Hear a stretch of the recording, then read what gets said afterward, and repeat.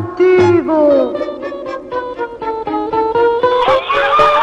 Siamo tre piccoli porcellini, siamo tre fratelli, mai nessun ci dividerà, tra la la la la. Siamo tre piccoli porcellini, siamo tre fratelli, mai nessun ci dividerà, tra la la la la. In un tiepido mattino se ne vanno i porcellini, dimenando al sole i loro budini spensierati e biritti. Il più piccolo dei tre ad un tratto grida: ahimè! Da lontano vedo un lupo arrivar, non facciamo il cipria.